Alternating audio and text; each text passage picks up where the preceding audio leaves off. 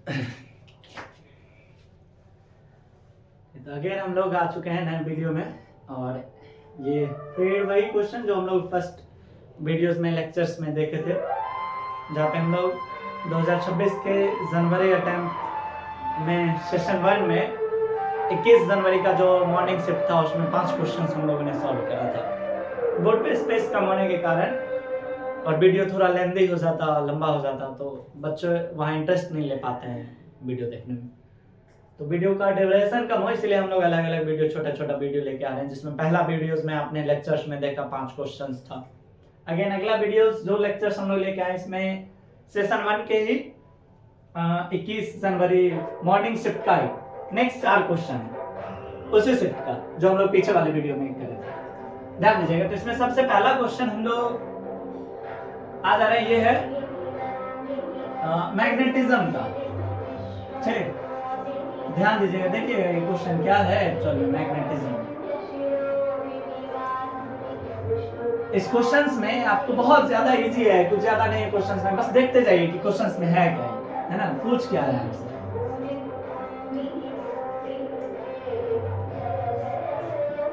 ध्यान दीजिएगा, इस क्वेश्चन में बोल रहा है an ideal solenoid is kept with its axis vertical. एक सोलेनॉइड है, आप सोलेनॉइड पहले बना लीजिए, हेलिकल कंडक्टर। क्या कहलाते हैं ये सोलेनॉइड, जिसका एक्सिस कैसे है, वर्टिकल। एक्सिस कैसे हो गया, वर्टिकल। ठीक, इस लूप में जो करंट पास कर रहा है ना, उसका वैल्यू आपको दिया हो, वो कितना है, I0 flowing on the solenoid a charge Q is thrown. अब आप क्या किए इसमें, एक मिनट हम मार्कर ले रहे हैं दूसरा है। आप क्या किए, सोलेनॉइड में एक चार्ज कोई Q है और उस Q को आप थ्रो किए। ठीक, कुछ स्पीड होगा, मान लेते हैं स्पीड कितना है, v। A charge Q is thrown downward inside the solenoid if acceleration of the charge particle, और इस चार्ज पार्टिकल का आपको एक्सेलरेशन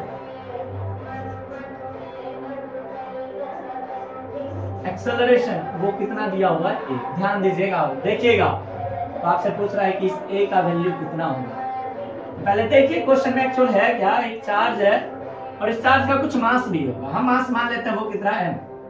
एक चार्ज पार्टिकल है, ठीक, और इसका मास कितना m।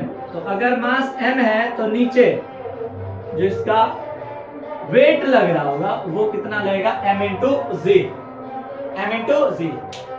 ध्यान दीजिएगा, जब आप क्लास करते होंगे ऑफलाइन में, या क्लास जो किए थे हम लोग, वहां पे ये पढ़े हैं कि सोलेनॉइड में इनसाइड द सोलेनॉइड जो एक्सिस होता है, इस एक्सिस पे मैग्नेटिक फील्ड होता है, और उस मैग्नेटिक फील्ड का वैल्यू क्या आप ये नहीं पढ़े हैं, μ0 एंड I, जिसको हम लोग क्या बोलते हैं, मोनी फॉर्मूला। ध्यान दीजिए, μ0 एंड I।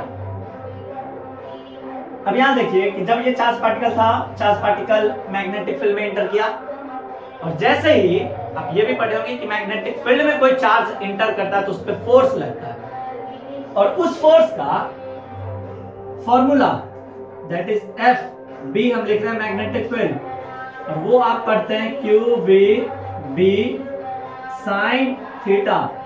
और ये थीटा जो यहाँ एंगल, ये किसके किसके बीच का है, मैग्नेटिक फील्ड और वेलोसिटी। और आप देखिए यहाँ कि अगर इसमें करंट फ्लो कर रहा है कुछ भी, हम इस पे मैग्नेटिक फील्ड कैलकुलेट कर ले और हमें पता होता है वो B इक्वल टू क्या होता है, μ0 NI along the axis of solenoid। Magnetic field का वैल्यू कितना, μ0 NI। क्या आप उसी डायरेक्शन में चार्ज को एंटर करे हैं, और जब उसी डायरेक्शन में आप चार्ज को थ्रो किए हैं तो मैग्नेटिक फील्ड नीचे, वेलोसिटी भी नीचे, तो क्या हम बोल सकते हैं यहाँ पे थीटा कितना है, 0 डिग्री। थीटा कितना, 0। तो हमने पहले चेक करते हैं क्या इस पे मैग्नेटिक फोर्स लग रहा है या नहीं। पुट कीजिएगा जब साइन थीटा इक्वल टू 0, तो कहीं ना कहीं ये वैल्यू क्या आ गई, 0। आप सिंपल यहाँ लिख सकते हैं FB का वैल्यू क्या, 0। मतलब क्या, इस ऑब्जेक्ट पे मैग्नेटिक फील्ड का कोई इफेक्ट नहीं पड़ा, कोई प्रभाव नहीं पड़ा, और वो फोर्स उसका क्या है, 0। अगर वो फोर्स 0 है इस पे लग कौन सा फोर्स रहा है? बस एक फोर्स, और वो फोर्स कौन सा है इसका? ग्रेविटेशनल। कौन सा फोर्स? ग्रेविटेशनल। और ग्रेविटेशनल फोर्स ओवरऑल बोले इस केस में आपके पास बच गया एफ नेट बराबर क्या? m इंटू जी। एफ नेट बराबर m इंटू, और एफ नेट क्या होता है? m इंटू ए होता है क्या? और m इंटू ए बराबर m इंटू जी। m से m कट गया तो a बराबर क्या बच गया? a बराबर g। आंसर मतलब इस पार्टिकल का जो सोलेनॉइड में इंटर किया था उस पे मैग्नेटिक फोर्स का कोई प्रभाव नहीं पड़ा, बस बच गया एक फोर्स। आप क्लास में ये भी पढ़ते होंगे, जब फोर्स और ये वेलोसिटी और मैग्नेटिक फील्ड पैरेलल हो जाते हैं तो उस केस में मैग्नेटिक फोर्स जीरो होता है, तो मैग्नेटिक फोर्स का प्रभाव नहीं पड़ा, बचा कौन सा फोर्स? एक। और वो कौन सा? ग्रेविटेशनल। तो ग्रेविटेशनल फोर्स अगर पता है तो आपको पता है ना ये बराबर है में मास इनटू एक्सेलरेशन, फोर्स बराबर मास। तो हम अप्लाई करते हैं m इंटू m से m कट गया, बराबर क्या बच गया जी? ओवरऑल क्या हम बोल सकते हैं? पार्टिकल का एक्सेलरेशन उतना ही होगा जो फ्री फॉल के कंडीशन में होता है। सिंपल ग्रेविटी के इफेक्ट के कारण जो एक्सेलरेशन आएगा और वो क्या होगा? जी। तो इस क्वेश्चन का आप आंसर क्या टिक करिएगा? a बराबर g। ये क्वेश्चन था 21 जनवरी शिफ्ट 1 मॉर्निंग का आंसर आ गया इसका। अब अगला क्वेश्चन का आते हैं। अब अगला क्वेश्चन था आपका ये कैपेसिटर से। किससे? कैपेसिटर। और कैपेसिटर में देखिए आप पहले क्या है क्वेश्चन का। कुछ नहीं भाई, कुछ नहीं यार। देखो क्वेश्चन क्या है इसमें। इस क्वेश्चन में बोल रहा है an air field capacitor. Overall आप ये समझिएगा कि एक कैपेसिटर है आपके पास और इसके बीच अभी क्या है? एयर। क्या? एयर। स्पेस कम होने के कारण हम बाबू लिख रहे हैं छोटा सा, ध्यान मैनेज करना इन चीजों को। एयर मिटा लेंगे हम। इधर एक कैपेसिटर, कैपेसिटर का हम प्लेट का एरिया क्या ले लिए? ए। सेम एरिया ले रहे हैं और इसके बीच का सेपरेशन कितना है? डी। इसी कैपेसिटर में आप क्या किए देखिएगा, इसी कैपेसिटर में आप ये कंप्लीट डिस्टेंस कितना था? डी, जिसमें d/3 तक आपने एक मीडियम इंसर्ट कर दिया। क्या कर दिया? इंसर्ट मीडियम, जिसका k का वैल्यू कितना है? 3। तो इधर का वैल्यू हम क्या बोल सकते हैं? एयर ही होगा, और उसका वैल्यू कितना होगा? k का वैल्यू 1। और अगर ये डिस्टेंस आपको दिया हुआ है d/3, तो ये डिस्टेंस क्या? 2d/3 बचेगा। क्या इतना शॉर्ट कैलकुलेशन आप नहीं समझ सकते हैं? टोटल है डिस्टेंस d में से d/3 घट गया, बच गया क्या? 2d/3। तो आपको बोला गया कि अगर इसका कैपेसिटेंस एयर वाले का फॉर्मूला डायरेक्ट आप लिख दीजिए, c बराबर epsilon not a/d। Overall epsilon not a/d का वैल्यू क्या है? c। तो आपको यहाँ पे जो अरेंजमेंट बन रहा है इसका वैल्यू बताना है, c डैश कितना होगा इन टर्म्स ऑफ c। तो हम लोग लिख लेते हैं इधर, यहाँ पे हम लोग कैलकुलेट कर लेते हैं। ध्यान दीजिएगा। तो जब हम लोग पहले देखते हैं टॉपिक क्या है इसमें। तो स्लैब जब इंसर्ट करते हैं तो स्लैब इंसर्ट के केस में कैपेसिटर का एक फॉर्मूला आता है आपके पास। पार्शियली फिल्ड डाइलेक्ट्रिक मीडियम, जितना में आप डाइलेक्ट्रिक मीडियम इंसर्ट कर रहे हैं क्या उसका एरिया बदल रहा है? बिल्कुल नहीं, एरिया नहीं बदल रहा है। तो बदल क्या रहा है? दो प्लेट के बीच का सेपरेशन। कि इधर हम मान लिए कि ये एक कैपेसिटर है जिसमें k का वैल्यू 1 और दोनों के बीच का गैप कितना? 2d/3। और एक कैपेसिटर हमारे पास, हम इस दो को अलग अलग मान रहे हैं, इस दोनों का नेट इक्विवेलेंट कैलकुलेट कर लेंगे, वो होगा आंसर हमारा। और ये जो इधर है कैपेसिटर, उसका वैल्यू k = 3 और सेपरेशन d/3, एरिया तो वही है। तो इस केस के लिए आप एक फॉर्मूला शॉर्ट ट्रिक के केस में पढ़ते हैं, शॉर्ट ट्रिक वाला पढ़ते हैं, और वो होता है c डैश बराबर एप्सिलॉन नॉट a बाई, ध्यान दीजिएगा, d1/k1 प्लस d2 बाय में क्या? k2। ठीक, तो एप्सिलॉन नॉट a लिख ले रहे हैं हम सारा चीज। एप्सिलॉन नॉट एरिया a था by d1 that is d/3 into K1 3 जो D2 वो है 2D/3 इंटू K2 का वैल्यू 1। क्या हो गया ये ओवरऑल आंसर? यहां से आपको जाएगा 3 3 जा 9 3 ओवरऑल आंसर तो ऊपर आ गया 9 एप्सिलॉन नॉट A। ठीक है 9 एप्सिलॉन नॉट A 5 3 3 जा 9 तो वो हो जाएगा 3 2 जा 6 6 7D 7D। ओवरऑल हम बोले आपको C डैश का वैल्यू है 9 epsilon naught A by D। अब देखिए epsilon naught A by D का वैल्यू क्या है? C। Epsilon naught A by D का वैल्यू क्या? C। तो ये क्या बच गया 9 बाय 7 इंटू क्या देयरफॉर C डैश बराबर 9 बाय 7 इंटू C।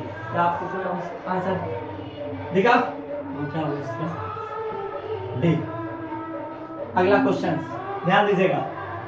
तो इस क्वेश्चन में सिंपल पार्शियल फील्ड वाला केस था कि आप कैपेसिटर के बीच स्लैब इंसर्ट किए और स्लैब इंसर्ट जैसे ही आप किए तो कैपेसिटी बदलेगा भाई। और कैपेसिटी बदलेगा उसके लिए आप फॉर्मूला पढ़ते होंगे क्लास में, और क्लास में नहीं पढ़ते तो हम इन बच्चों को ऐसे पढ़ाते हैं कि जितना स्पेस में आया मीडियम उसको तुम अलग कैपेसिटर मान लो। अगला जो बच गया वो है यार। अब ये दोनों किस में? सीरीज में। तो तुम इसका कैपेसिटी कैलकुलेट करो, इसका कैपेसिटी कैलकुलेट, दोनों का सही इक्विवेलेंट कर दो सीरीज वाले। और अगर इसी में ऐसा रहता कि आधे एरिया में आप कैपेसिटी अलग इंसर्ट किए और आधे नीचे अलग, तो ये दो किस केस में आ जाता? पैरेलल। और यहाँ पे सही इक्विवेलेंट का फॉर्मूला हम अप्लाई कर देते पैरेलल वाला। और अभी वाला जो केस था वो सीरीज का था और इसमें आपको फॉर्मूला डायरेक्ट याद होता है epsilon naught A by D1 by K1 plus D2 by K2। खत्म आंसर। ठीक मिल जाएगा। अब अगला क्वेश्चन देखते हैं। अगला क्वेश्चन क्या है? ये है आपका स्ट्रिंग वेव से। स्ट्रिंग वेव 1 मिनट थोड़ा हम देख ले रहे हैं कि वीडियो हमारा सही आ पा रहा है या नहीं, कुछ कट तो नहीं रहा। 1 मिनट बस टाइम दीजिएगा।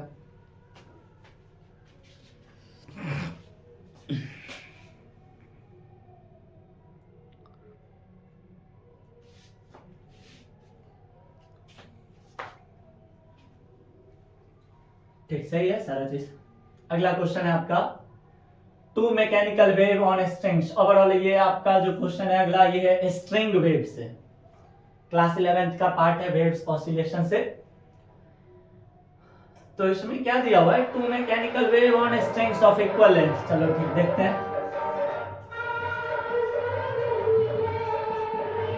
इसमें आपको ये दिया हुआ है कि 2 स्ट्रिंग है, एक स्ट्रिंग ये लेंथ L, एक स्ट्रिंग ये लेंथ L। ठीक टेंशन T। चलो ठीक वो भी लिख लेते हैं। टेंशन इसका T और इसका भी टेंशन क्या है हमारे पास? T। Having linear mass density. अच्छा μ1 बाय μ2 का वैल्यू है 1/2। कोई दिक्कत नहीं है अभी तक।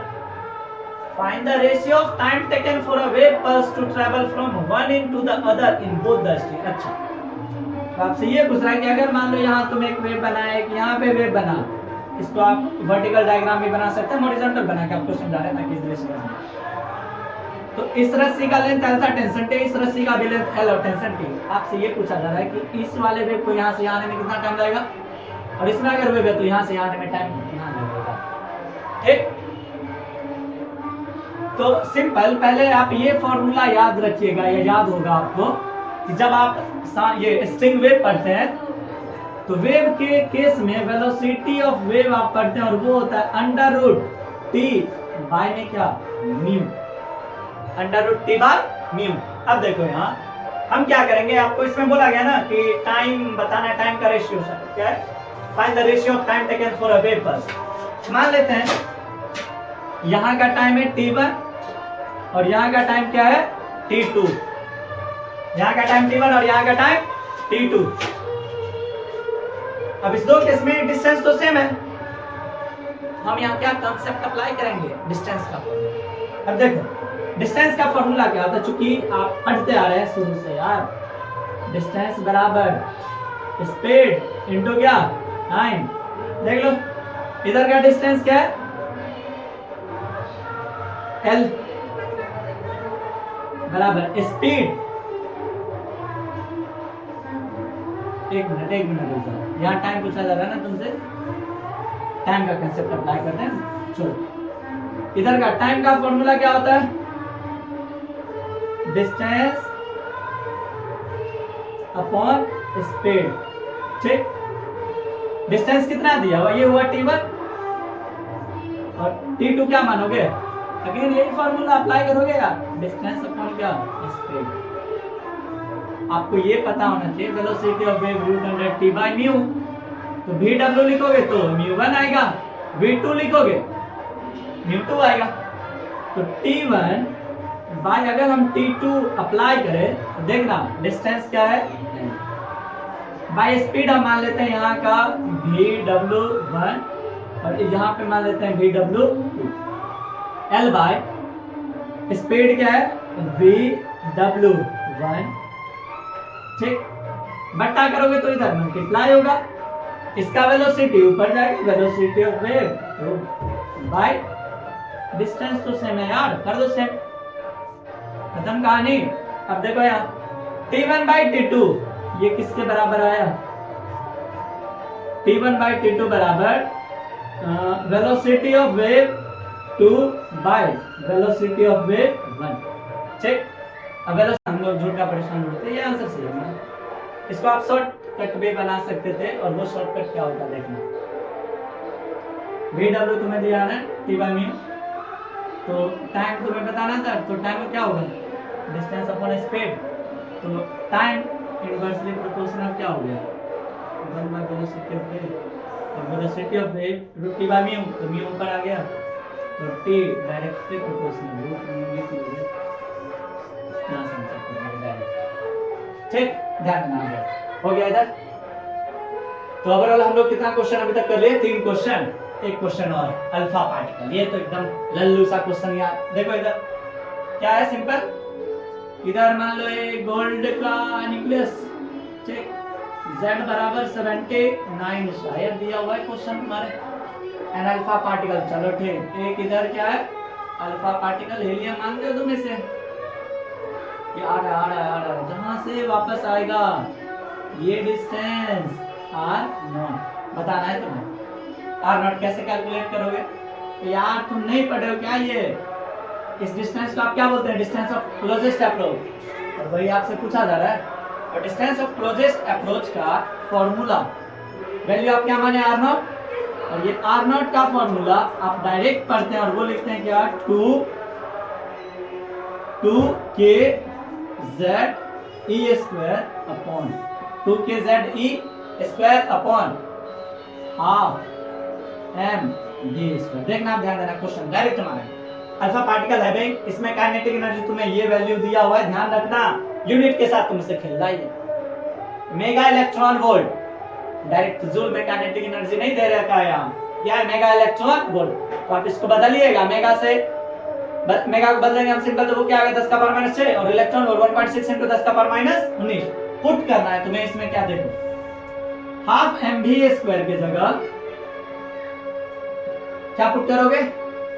वो होगा 7.7 × 10 का पावर -6 × 1.6 × 10 का पावर -19। चलो ठीक, आगे z का वैल्यू कितना पुट कर दो? 79।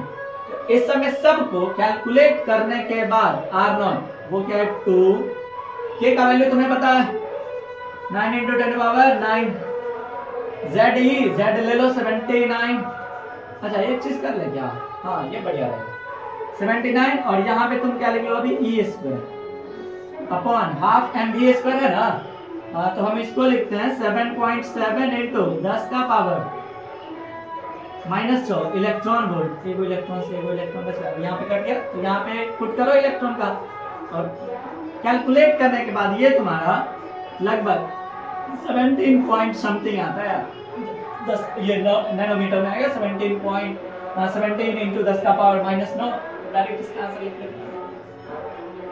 ओवरऑल आंसर क्या हो गया? 1.72 नैनोमीटर, 1.72 नैनोमीटर। इस क्वेश्चन में क्या था यार?